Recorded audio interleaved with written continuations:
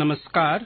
आकाशवाणी जयपुर अजमेर से प्रस्तुत हैं प्रादेशिक समाचार।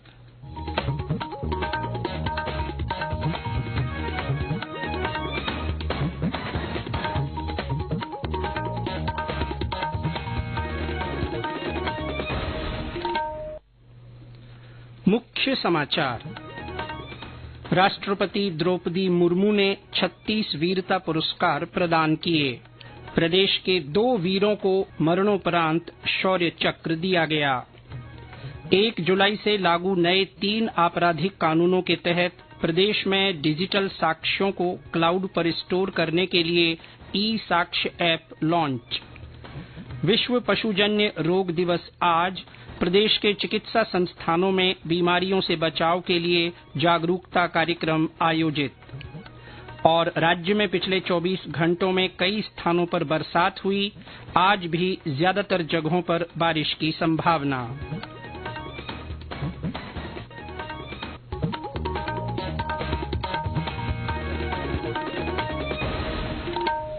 समाचारों के साथ मैं जितेंद्र सिंह पूनिया। और अब समाचार विस्तार से। राष्ट्रपति द्रौपदी मुर्मू ने सशस्त्र बलों, केंद्रीय सशस्त्र पुलिस बलों और राज्य तथा केंद्र शासित प्रदेश के पुलिसकर्मियों को 36 वीरता पुरस्कार प्रदान किए। कल राष्ट्रपति भवन में आयोजित रक्षा अलंकरण समारोह के पहले चरण में ये पुरस्कार दिए गए। इनमें 10 कीर्ति चक्र और 26 शौर्य चक्र शामिल हैं।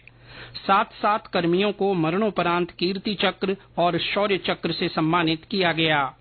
इन्हें विशिष्ट वीरता, अदम्य साहस और कर्तव्य के लिए समर्पण प्रदर्शित करने के लिए सम्मानित किया गया।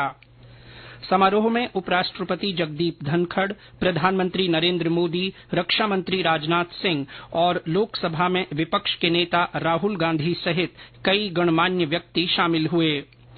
प्रदेश के वीर मेजर मुस्तफा बोहरा और वीर मेजर विकास भांभू को भी मरणोपरांत शौर्य चक्र दिया गया है।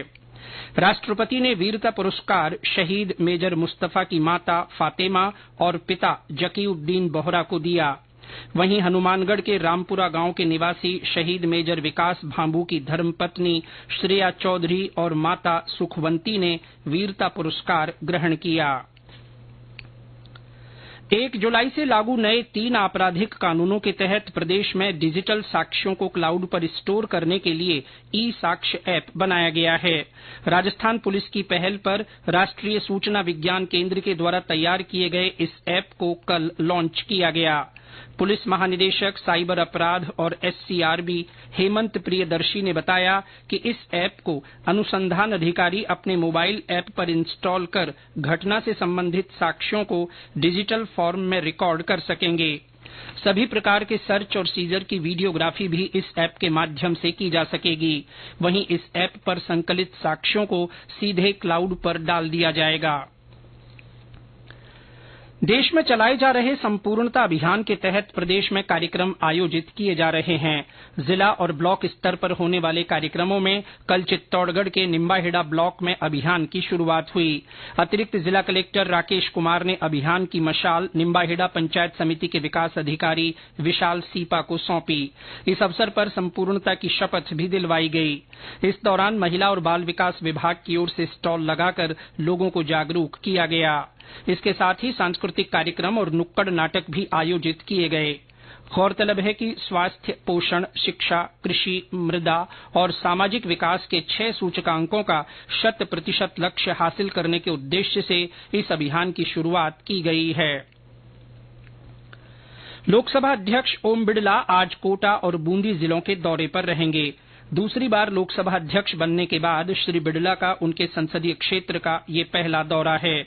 उनके आगमन पर हिंडोली कस्बे में पार्टी कार्यकर्ताओं ने स्वागत का कार्यक्रम रखा है।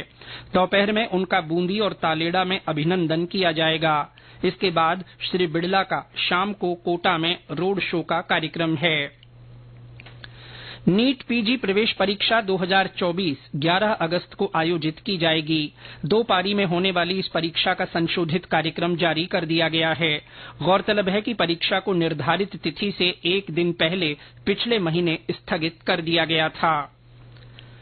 कोटा में सभी कोचिंग संस्थानों की ओर से नए विद्यार्थियों को प्रवेश देते समय एक यूनिक आईडी दी जाएगी। इसमें हर कोचिंग विद्यार्थी की विशेष पहचान रहेगी। जिला कलेक्टर डॉ रविन्द्र गोस्वामी ने शहर में आत्महत्या की घटनाओं को देखते हुए कल कोचिंग संस्थानों, हॉस्टल और पीजी प्रतिनिधियों के साथ बैठक की। जिला कलेक्टर ने बताया कि इसके लिए कोचिंग संस्थानों को 15 जुलाई तक मैकेनिज्म तैयार करना होगा।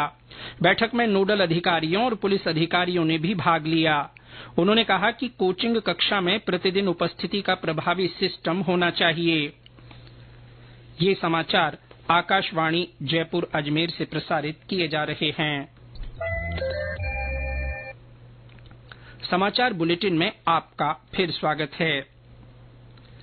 आज विश्व पशुजन्य रोग दिवस है। इस दिन को मनाने का उद्देश्य जानवरों से इंसानों में और इंसानों से जानवरों में फैलने वाली बीमारियों के बारे में लोगों को जागरूक करना है।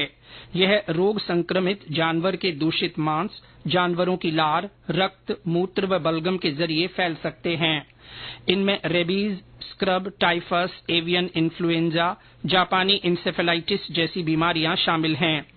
इस अवसर पर प्रदेश भर में विभिन्न स्थानों पर जागरूकता कार्यक्रम आयोजित कर पशुजन्य रोगों से बचाव के उपाय बताए जा रहे हैं। राजस्थान तकनीकी विश्वविद्यालय आरटीयू कोटा का आज 13वां दीक्षांत समारोह आयोजित किया जा रहा है। राज्यपाल और कुलाधिपति कलराज मिश्र इसमें शिरकत करेंगे। और ब्यौरा हमारे कोटा संवाददाता से। राजस्थान तकनीकी विश्वविद्यालय कोटा का 13वां दीक्षांत समारोह आज यूनिवर्सिटी कैंपस में आयोजित होगा। समारोह की अध्यक्षता राज्यपाल कलराज मिश्र करेंगे। दीक्षांत अतिथि के रूप में अखिल भारतीय तकनीकी शिक्षा परिषद के अध्यक्ष प्रोफेसर टीजी सीताराम शिरकत करेंगे। इसमें साल 2022 और 2023 के पास आउट विद्यार्थियों को उपाधियां वितरित की जाएंगी। इस दौरान दोनों साल के 2 कुलाधिपति और 2 कुलपति पदक भी दिए जाएंगे। इसके अलावा 44 स्टूडेंट्स को गोल्ड मेडल से नवाजा जाएगा। साल 2023 में बीटेक के 10 और एमटेक के 7 स्टूडेंट्स हैं। इसके अलावा एमबीए, एमसीए और बीआरके के एक कैंडिडेट को गोल्ड मेडल दिया जाएगा। वर्ष 2022 और 2023 में इंजीनियरिंग की 35, मैनेजमेंट में 8 और कंप्यूटर एप्लीकेशन के 4 कैंडिडेट्स को पीएचडी की डिग्री दी जाएगी। साथ ही दोनों साल की 18,257 कैंडिडेट्स को भी उपाधियां दी जाएंगी। आशीष मेहता, आकाशवाणी समाचार, कोटा। प्रदेश में पिछले 24 घंटों में कई स्थानों पर कल बरसात हुई। बारां में दिन भर रुक रुक कर बरसात होती रही। भीलवाड़ा में कल देर शाम रिमझिम बारिश हुई। कोटपुतली बहरोड में बरसात का दौर चला। इससे निचले इलाकों में जल भराव की स्थिति पैदा हो गई। इससे यातायात भी बाधित रहा। जोधपुर में कल शाम को तेज हवाओं के साथ वर्षा हुई। बीकानेर में तेज हवा चलने से बिजली के खंभे गिर गए, जिससे बिजली आपूर्ति बाधित रही। मौसम विभाग के अनुसार आज कोटा, बारां और झालावाड़ जिलों में तेज हवा चलने और बारिश की संभावना है। वहीं टोंक, सवाईमाधोपुर, भरतपुर, जयपुर और दौसा जिलों में कहीं कहीं हल्की से मध्यम बारिश के आसार हैं।